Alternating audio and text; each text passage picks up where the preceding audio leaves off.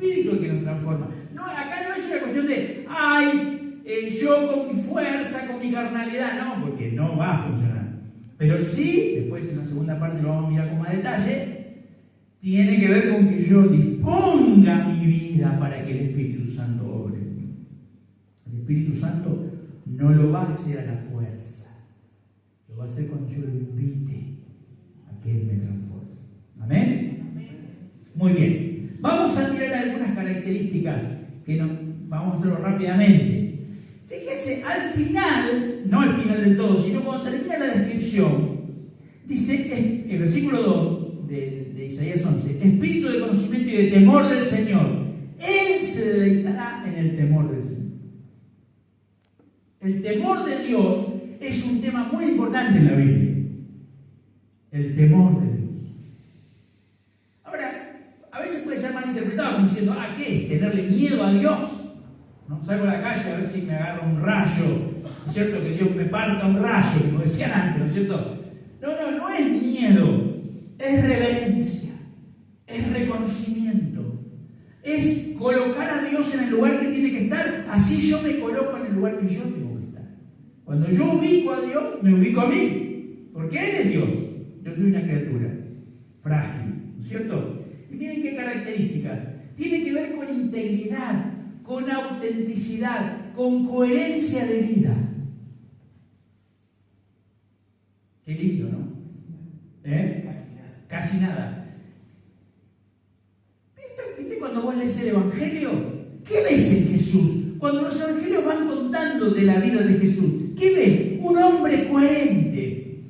Es un hombre coherente. Es un hombre íntegro. Es un hombre de una sola pieza. No hay dos versiones de Jesús. Hay una sola. No sé si a vos te pasa, a mí me pasa, que muchas veces no me veo coherente. ¿No? Sino que aparecen cosas incoherentes. Esta actitud que acabas de tener no tiene nada que ver con tu actitud el otro día en la iglesia. ¿No? Estabas adorando, diciendo, Señor, y alguien, no sé, saliste a la calle, vamos a poner un ejemplo que a mí me afecta, por ahí a vos te afecta a otro. Salís a la calle con el auto y alguien te tira el auto encima. Y vos qué decís, Señor, bendícelo, que el Señor lo bendiga, ¿no es cierto? Que aprenda a manejar en la calle. No, te enojás. Y ese que se cree, ¿no es cierto? No somos coherentes. Jesús nos quiere dar, el Espíritu Santo de Dios quiere darnos esa reverencia a Dios. Entonces, en todo momento, en toda circunstancia, voy a ser coherente, coherencia de vida. Que no haya un lado B de mí. Qué bueno, ¿no? Que no haya un lado B. Que todo sea lado A. Fidelidad a lo que afirmamos creer. Fidelidad, constancia. Jesús, dice Hebreos, por cuanto padeció, aprendió la obediencia. Es interesante porque él fue obediente en adversidad. A través leía una reflexión que decía que Adán, en el huerto del Edén, fue infiel en prosperidad. ¿Por qué? Porque Adán se levantaba a la mañana, ¿cierto? Iba, agarraba la fruta, no. Tenía todo lo que necesitaba, no necesitaba nada más. Sin embargo, desobedeció. Jesús, dice Hebreos, en ese pasaje que te estoy citando de Hebreos 12, que sufrió tal contradicción de pecadores. Sin embargo, fue fiel. El temor de Dios, la reverencia a Dios, tiene que ver con ser constantes, fieles, no importa las circunstancias. Yo no sigo a Dios por las circunstancias favorables, lo sigo porque lo amo. Amén. Y lo sigo porque Él me ha llamado a seguirlo y respondo a ese llamado. Lo reverencio al seguirlo todos los días. Fieles a nosotros mismos y a la propia conciencia. Ninguno de los que estamos acá podemos decir que cuando tenemos un gran dilema ético, moral, no sabemos lo que tenemos que mayoría de las veces sabemos lo que tenemos que hacer, no nos gusta hacerlo. No. La respuesta cómoda es hacer lo que nos queda cómodo o lo que parece más beneficioso, aunque violente nuestra conciencia. Si yo sé que no lo tengo que hacer. Dice el apóstol Pablo en Romanos, dirigiéndose a los judíos: ¿tú que dices que no hay que mentir, mientes? ¿Tú que dices que no hay que robar, robas?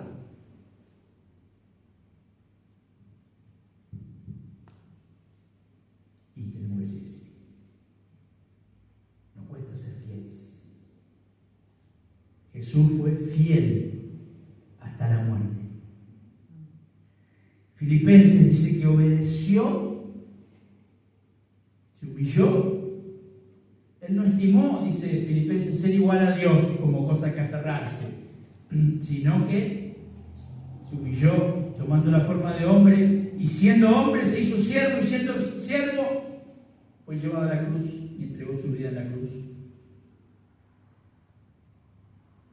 Y luego dice: por lo cual Dios lo exaltó y le dio el nombre que es sobre todo nombre, para que delante del nombre de Jesucristo se doble toda rodilla.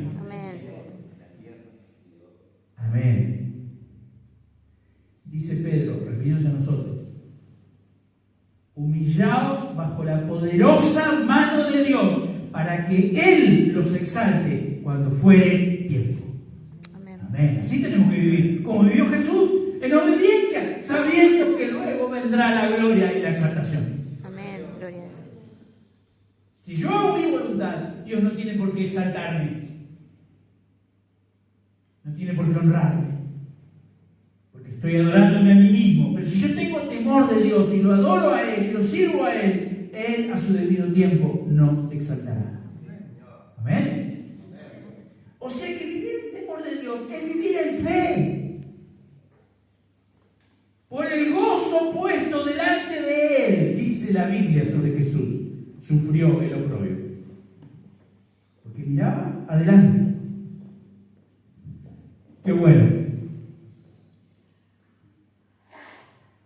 El temor de Dios también es piedad. Jesús fue un hombre piadoso. Jesús fue un hombre piadoso. Uno podría pensar, volvamos al ejemplo de Messi. Yo trabajo en una escuela, no les conté eso. Trabajo en una escuela secundaria hace muchos años, dirijo la escuela, trabajo con adolescentes. Ahora que estamos en el mundial, yo le hago un devocional a la mañana a los chicos. Y este mes son todos sobre el mundial, los devocionales, porque ellos están ahí, es su tema. Entonces les he hablado mucho del mundial. Uno podría pensar: si yo soy Messi, yo no entreno. ¿Cuántos jugadores han tomado esa decisión? Muchos. ¿Por qué un tipo que tiene 39 años corre, hace goles, juega bien, cada vez juega mejor, cada vez juega con más sabiduría? ¿Por qué? Porque entrena, porque labura, porque se cuida, porque no anda de juerga en juerga. ¿Cuántos grandes deportistas han arruinado su vida? Maradona es otro caso. La otra vez yo le contaba a los chicos: imagínate, claro, no se da cuenta que pasa el tiempo. Los pibes saben por la figurita quién es Maradona. Yo me vi todos los mundiales, soy maradoniano en el sentido futbolístico de la palabra. ¿Por qué? Por la edad. Nosotros estábamos de novio con Lizzy, que les voy a contar una intimidad. Así que no está prestando atención, ahora presta, que como diciendo, ahora viene la parte importante. Muy bien, pero estábamos de novio con Lizzy y nadie sabía que estábamos de novio. Todavía no lo habíamos hecho público. Y era el Mundial 86, entonces íbamos a un bolichito que había en Escobar, que tenía televisión, y ahí miramos el Mundial 86. ¿ya? Ahí vi los goles a los ingleses. Los pibes de ahora no saben, pero Maradona es un hombre. Hay una grabación que es conmovedora, hay un videíto cortito que está por las redes, que le dice a él a un periodista: ¿vos te imaginás el jugador que yo hubiera sido si no me drogaba? Y el jugador que fue.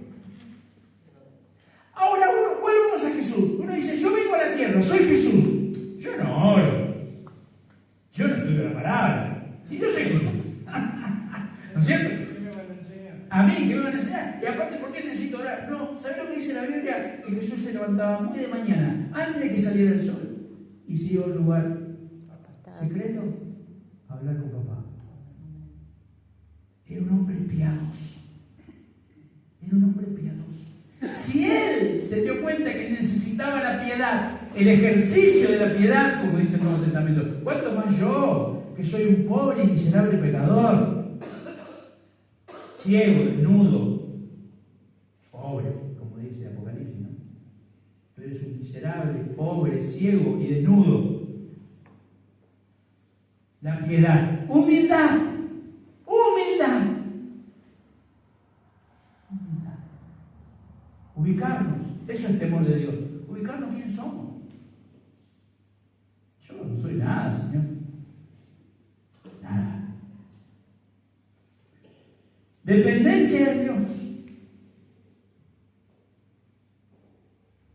No dependo de mí. Dependo de Él.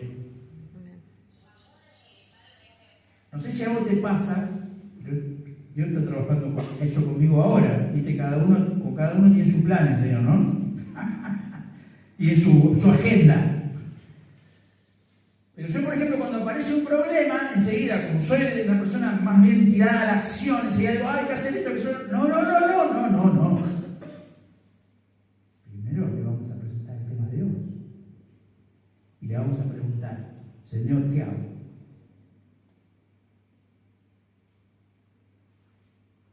Eso hacía Jesús.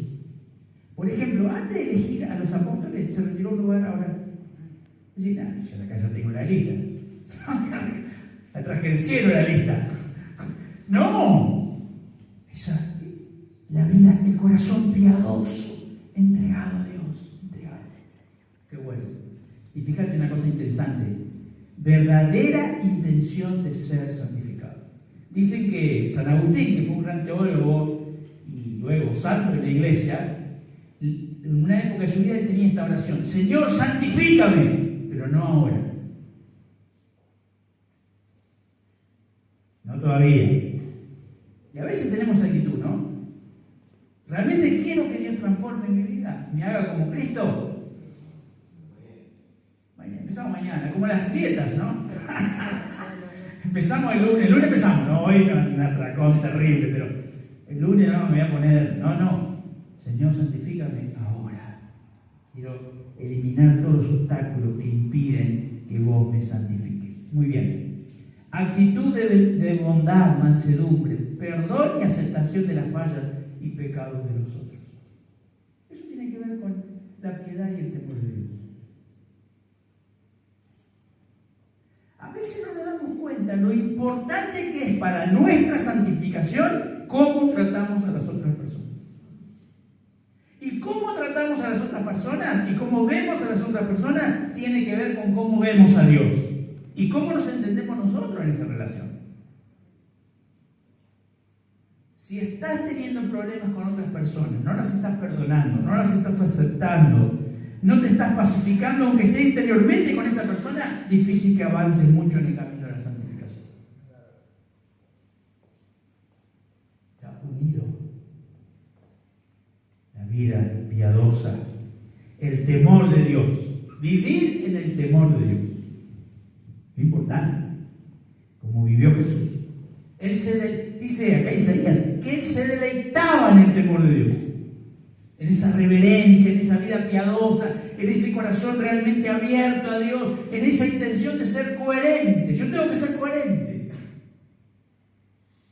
Tengo que vivir realmente lo que creo.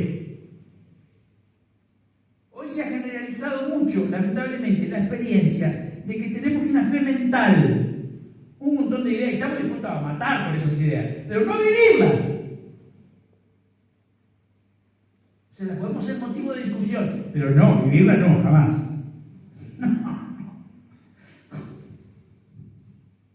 No, vidas piadosas. Sigo porque si no, no me va a dar el tiempo. Dice que el espíritu que había en Jesús era un espíritu de fortaleza y poder. Tremendo, ¿no? Cuando lo vemos enfrentarse a ese mundo de odio de los fariseos, a ese mundo de odio de los saduceos, de los romanos. Y lo vemos ahí parado, con dignidad. ¿Quién sostenía a este hombre? El Espíritu de Dios, con un espíritu de poder. Superación de obstáculos en la travesía espiritual. Considerar aquel que sufrió tal contradicción de pecadores contra sí mismo para que el ánimo de ustedes no se decaiga. Hoy cantamos Dulce refugio en la tormenta. ¿Cada cuánto vienen las tormentas? ¿Viste? ¿Y en el clima cómo es? Ahora, por ejemplo, abrís el pronóstico y te dice el fin de semana que viene va a llover. Ok, llueve, mejora el tiempo, después mejora, se pone lindo, mirá. ¿Y cuánto tarda en volver a llover? ¿Una semana, 10 días, 20? La tormenta en la vida espiritual es así.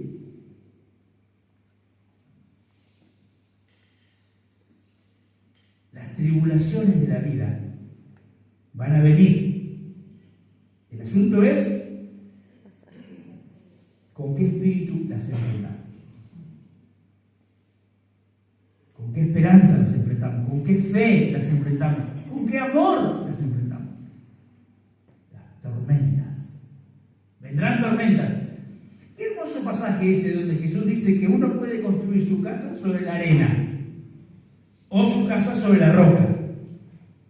Mira qué cosa interesante. Muchos cristianos no han visto este detalle. Por eso también nos cuesta tanto seguir a Jesús. El que construyó sobre la arena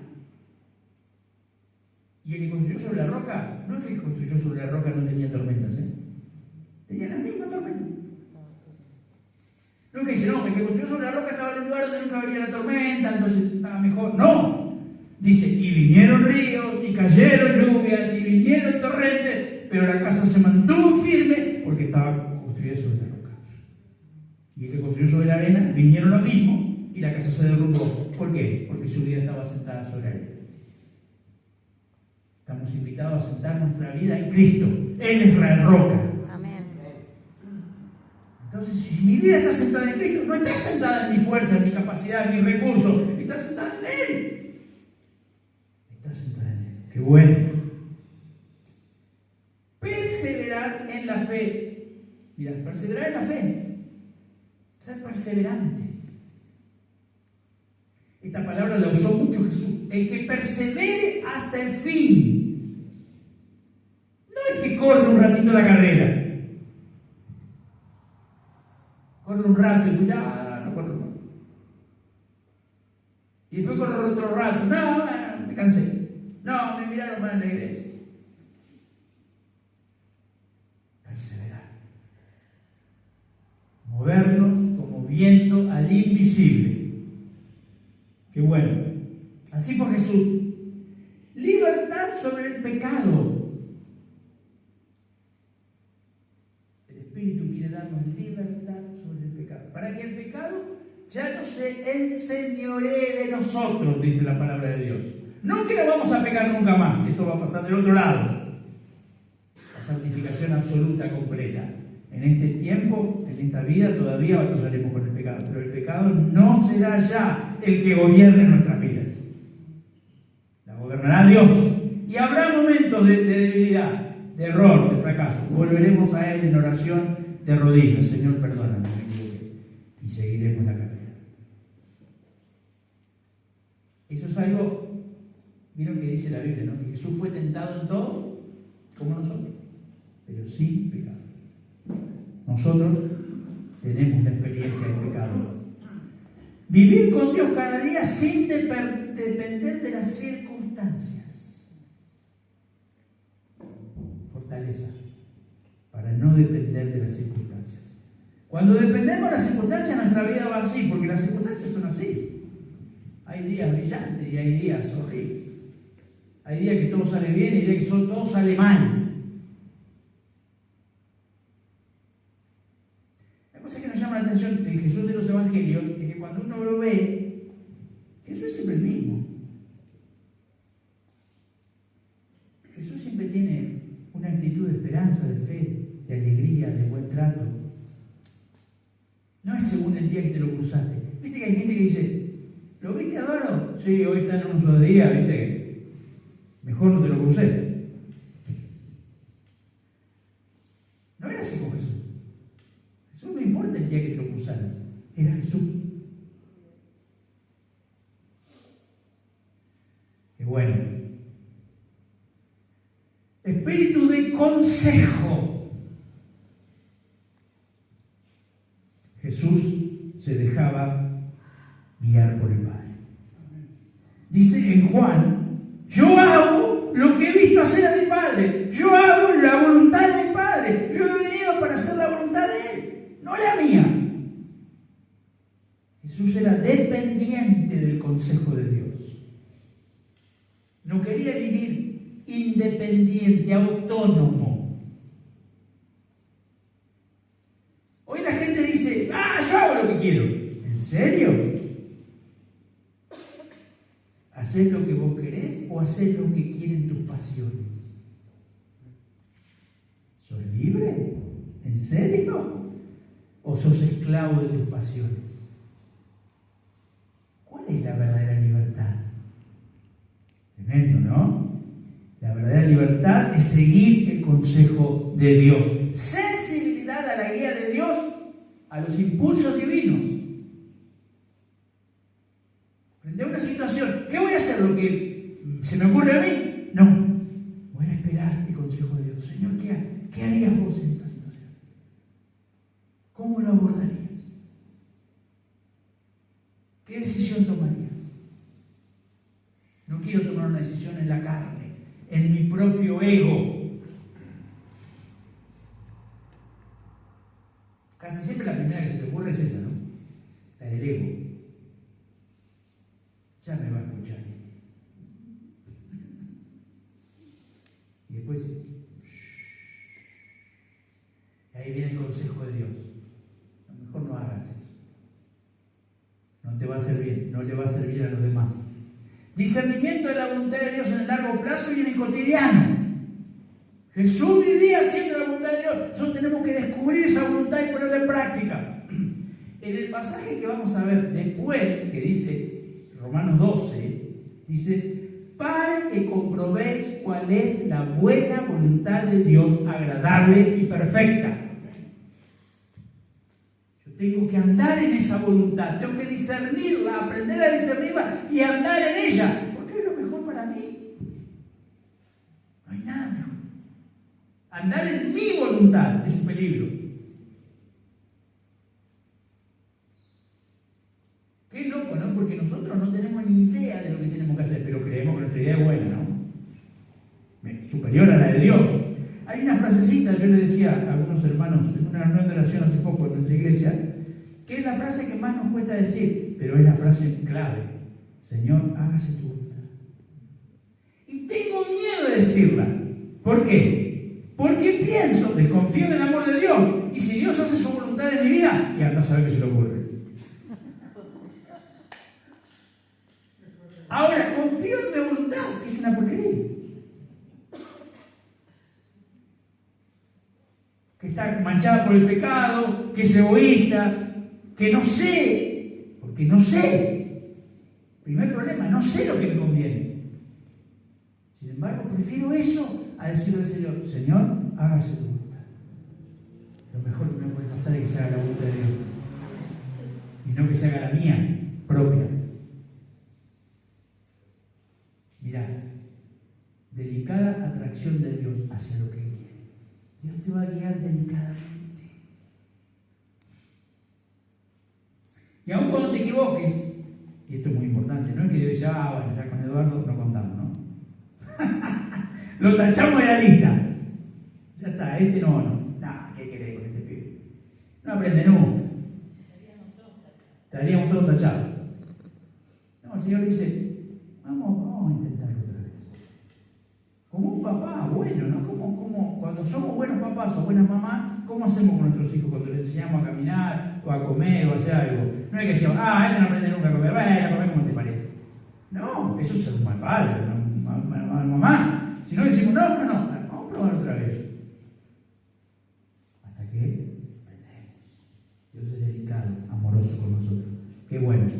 Sigo. Conocimiento. Conocimiento de Dios. Conocimiento empieza por conocer la palabra. Pero empieza por conocer la palabra. No es simplemente saber un montón de la Biblia. Porque puedo saber un montón de la Biblia y no tener verdadero conocimiento. Porque es saber un montón de la Biblia y aplicarlo a la vida. Vivir. Si no, vas a ser una mala persona que conoce un montón de la Biblia.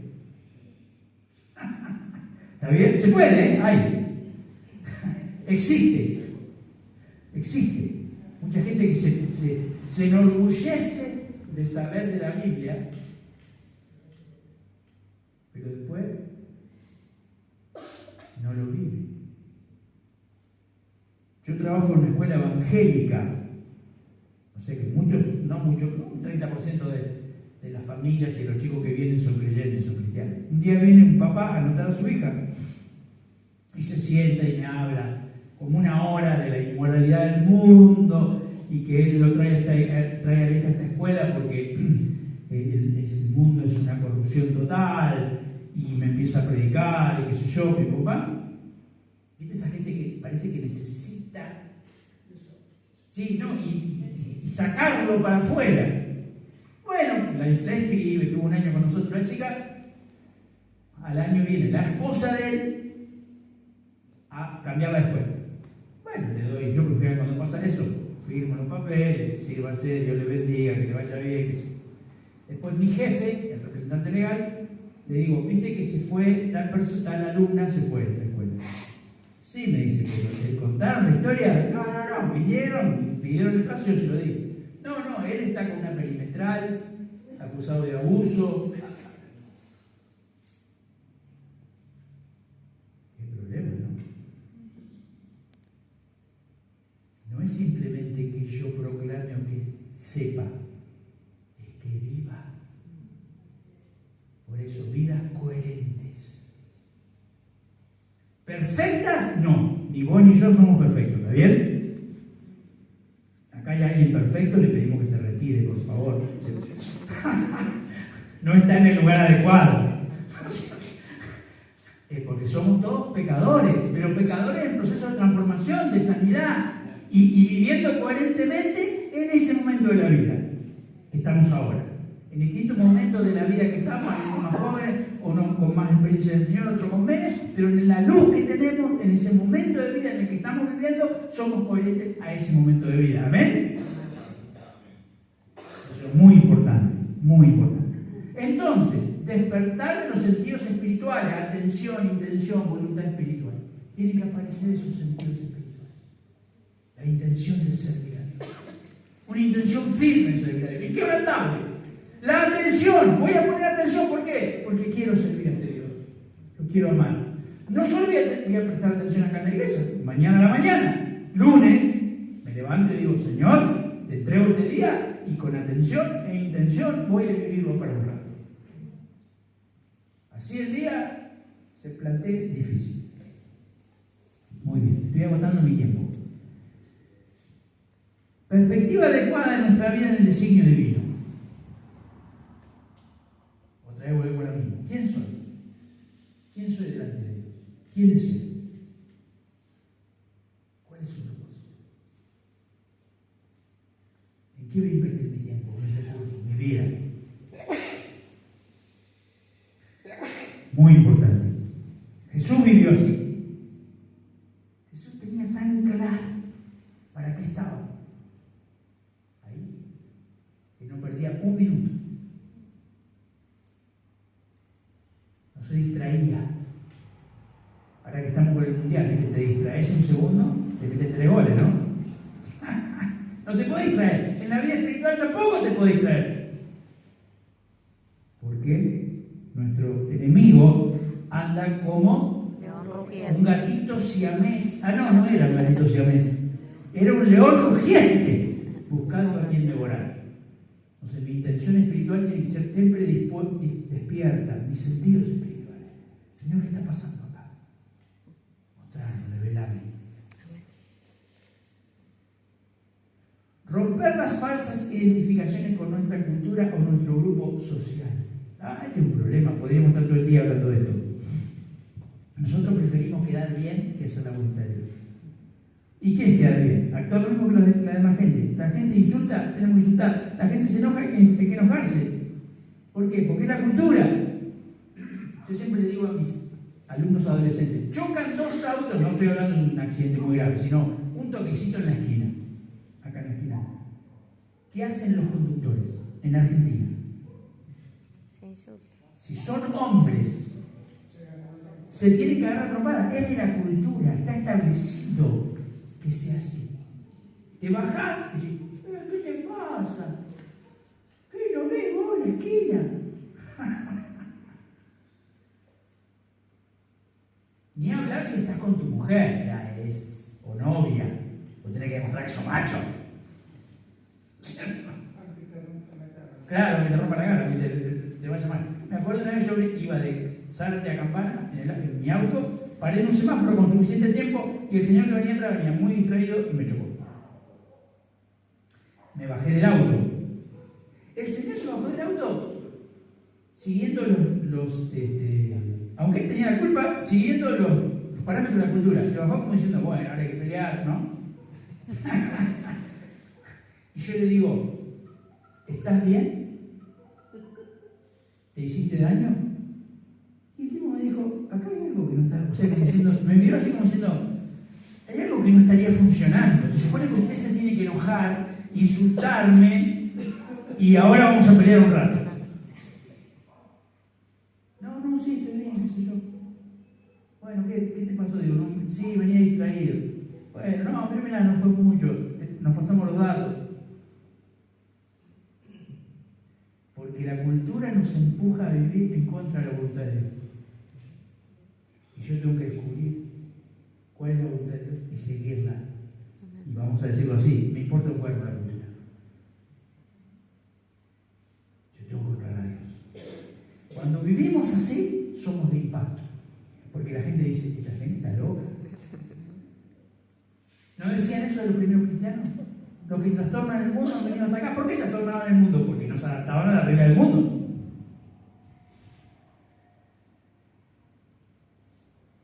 Entendimiento, penetrar las verdades de la fe, revela el sentido de las escrituras, provee experiencias vivas del ministerio que pueden marcar el camino de fe, graba en el corazón las experiencias con las que vivimos la palabra.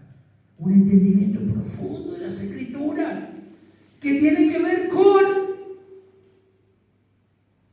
un verdadero entendimiento. Viste que Jesús, interesante, esto es un buen ejemplo. Jesús discutía con los fariseos. Los fariseos iban con la Biblia. No es que los fariseos no tenían la Biblia, la sabían de pe a pa, pero no la sabían vivir y practicar.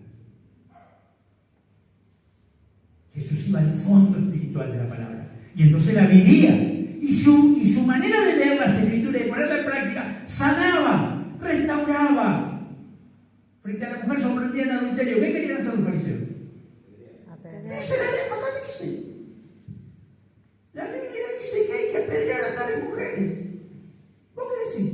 Eso decía. No estoy tan seguro que esa es la mejor interpretación.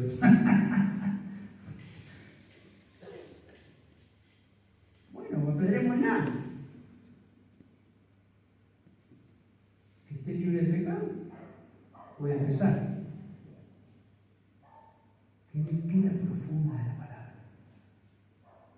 Cuando les dice, pero ustedes no han leído lo que dice la palabra. Misericordia quiero y no sacrificio.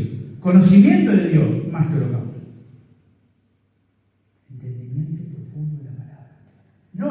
No esas lecturas superficiales, literales, que no están iluminadas por el Espíritu Santo. Tenemos la palabra, pero necesitamos el Espíritu que ilumine la palabra. ¿Qué quiere decir esto?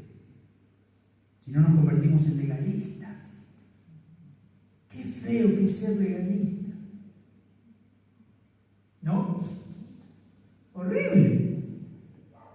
En vez de liberar, cada vez son más esclavos. No, porque ahora tengo que ponerme así, ahora tengo que hacer así, ahora tengo que... No, tengo que vivir para Dios.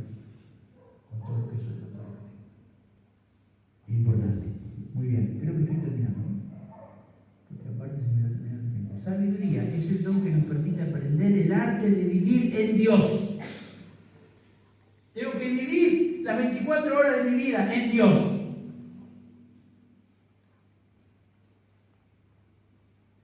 Pues la segunda parte es decir, ¿cómo se hace? Vamos a ver cómo se hace. Algunas ideas, algunas claves. Pero tengo que vivir en Dios. Jesús vivía siempre en Él. ¿Viste que a veces nosotros estamos como cuando la wifi tiene mala señal? ¿Viste cuando la wifi tiene mala señal? Que o estás conectado y después te dice el celular, estás desconectado. Estás conectado, se cortó la señal. A veces nuestra vida espiritual es así. Este ratito lo vivo por las mías. No. Señor, acá ahora también. Decime, quiero vivir como Jesús, haciendo la voluntad de Dios en todo momento. Discernimiento para ver las cosas con la perspectiva de Dios y tomar decisiones apropiadas.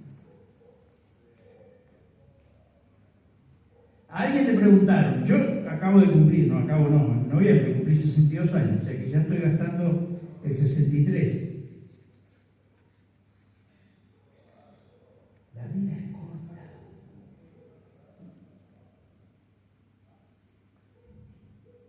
¿Viste que a veces vivimos como si vamos a vivir 10.000 años en esta vida?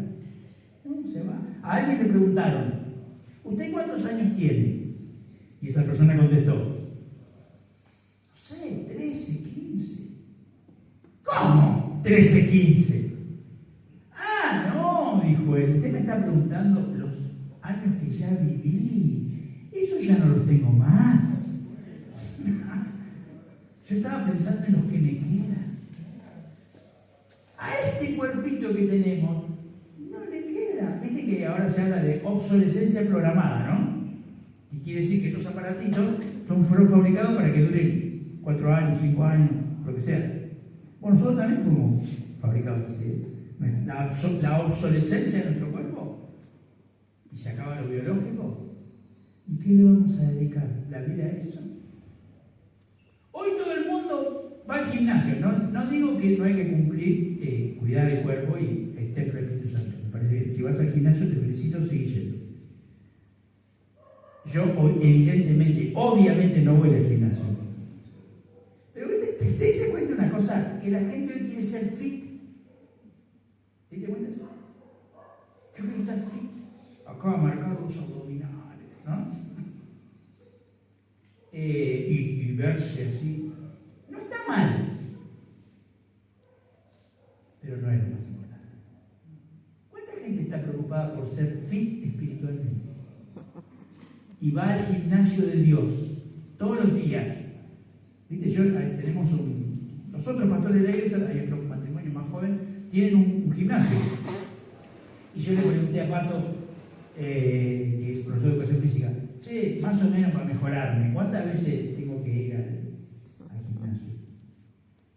3, 4 veces por semana. Vos me estás cargando, le digo. 3, 4 veces por semana. Con una vez no me queda, no, con una vez va a seguir así como está vos. Muy bien. En el gimnasio espiritual yo tengo que ir todos los días. ¿Por qué? Porque si no voy al gimnasio espiritual todos los días, voy a seguir siendo un cristiano mediocre.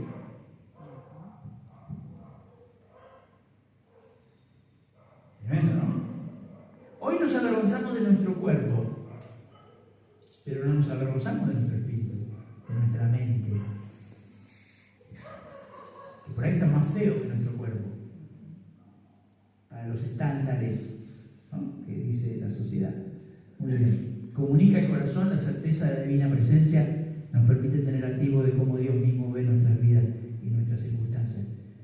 Mi vida está escondida en Dios. Amén. Eso es el Nuevo Testamento, ¿no? Vuestra vida está escondida con Cristo en Dios. No son las circunstancias, es Dios. Amén. Jesús tenía eso claro. Cuando Jesús vio la muerte, no dudó, no tuvo miedo, no se echó para atrás. ¿Por qué? Porque sabía dónde estaba la vida de él. No dependía de esas circunstancias. Quiero ser el reflejo de Cristo. ¿Amén? Quiero ser el reflejo de Cristo. Quiero ser como Él.